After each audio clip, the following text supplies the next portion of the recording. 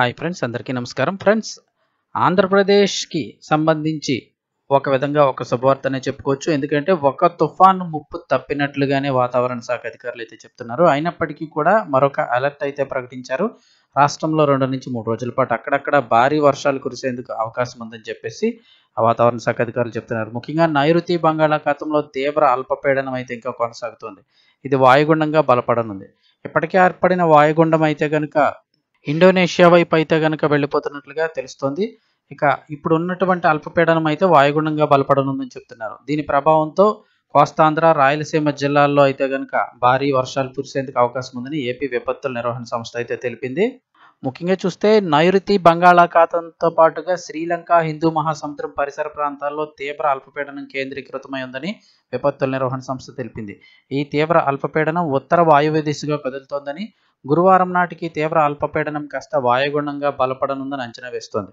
వాయుగుండంగా బలపడిన 48 గంటల్లో ఉత్తర తమిళనాడు, పుదుచ్చేరి తీరాల వైపు కదులుతోందని ఏపీ విపత్తుల నిర్వహణ సంస్థ తెలిపింది. ఈ క్రమంలో ఇది మరింత బలపడే అవకాశం ఉందని అంచనా వేస్తున్నారు.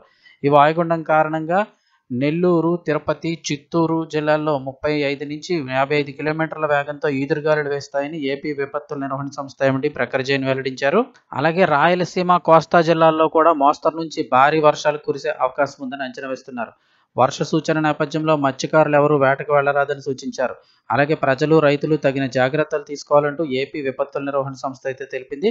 ప్రస్తుతం చూస్తే రాష్ట్రంలో పలు చోట్ల వరి కోతల సీజన్ నడుస్తుంది. నేపథ్యంలో వర్షాలు వాతావరణాన్ని దృష్టిలో పెట్టుకుని రైతులు ధాన్యాన్ని కుప్పలుగా వేసుకోవాలంటూ ఏపీ విపత్తుల నిర్వహణ సంస్థ సూచించింది.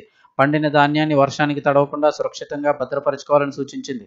వానకు తడిచి ధాన్యం రంగు మారకుండా ఉండేందుకు ధాన్యాన్ని కుప్పలుగా వేసి పట్టాలతో కప్పి ఉంచాలని సూచించారు. ఇక మరోవైపు ఆంధ్రప్రదేశ్ రాష్ట్రానికి సెన్యార్ తుఫాన్ ప్రభావం అయితే తప్పిపోయింది. ఇందాక చెప్పుకున్నట్టుగా ఆ తుఫాన్ ప్రభావం అయితే తప్పిపోయింది. మలక్కా జలసంధి, ఇండోనేషియాను ఆనుకుని ఉన్న సెన్యార్ తుఫాన్ ఇండోనేషియా వద్ద అయితే కనుక తీరం దాటిందని, తుఫాను ప్రభావం ఈ మన రాష్ట్రంపై అయితే తప్పిందని వాతావరణ శాఖ అధికారులు అయితే తెలిపారు. సో ఒక తుఫాన్ అయితే తప్పిపోయింది, సెన్యార్ తుఫాన్ అనేది. ఇక ప్రస్తుతం ఉన్న ఈ యొక్క అల్పపీడనం కాస్త ఈరోజు వాయుగుండంగా మారే అవకాశం ఉంది. అది రానున్న 48 గంటల్లో మరింత తీవ్రంగా బలపడే అవకాశం ఉందని అయితే అధికారులు చెప్తున్నారు. సో ఇది ఫ్రెండ్స్, ప్రస్తుతం వెదర్ రిపోర్ట్ అయితే కనుక ఇన్ఫర్మేషన్ ఇస్తే తప్పకుండా లైక్ చేయండి. మరిన్ని అప్డేట్స్ కోసం ఛానల్ని సబ్స్క్రైబ్ చేసుకోండి.